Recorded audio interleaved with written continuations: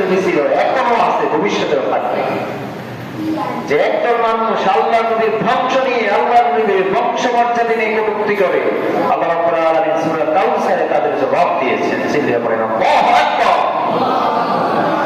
রব্বুল আলামিন বলেন, ইন্না আ'তাইনাকাল কাউসার ফাসাল্লি লিরাব্বিকা ওয়ানহার ইন্না শানিআকা হুয়াল আবতার।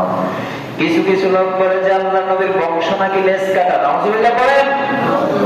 আল্লাহ নবী নাকি নির্বংশের লোক, আল্লাহ নবীর বংশের নাকি কোনো ঠিক নাই। কোরআনের হাকিম সেটার জবাব দেয়, ইন্না শানিআকা হুয়াল আবতার।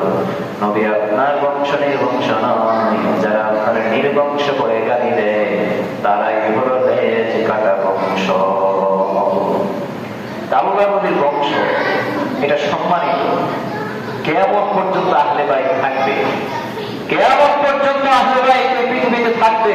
আর তাদেরকে সম্মান করা, তাদেরকে মর্যাদা করা, এটা আমাদের ঈমানি দায়িত্ব, এটা আমাদের কর্তব্য, এটা আমাদের ঈমানের অংশ। আহলে বাইতকে সম্মান করা, আল্লাহর হাবিবের পরিবারকে সম্মান করা, এটা আমাদের ঈমানি দায়িত্ব।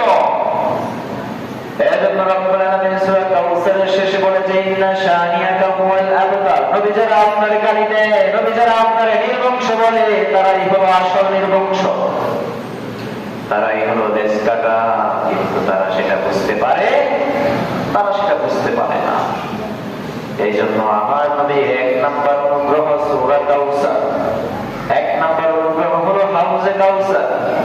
এরপরে 2 নাম্বার যে অনুগ্রহ সেটা হলো কিয়ামতের ময়দানে আল্লাহর অনুমতিতে বিশ্ব নবী আমাদের জন্য সুপারিশের বার্তা নিয়ে হাজির হবে।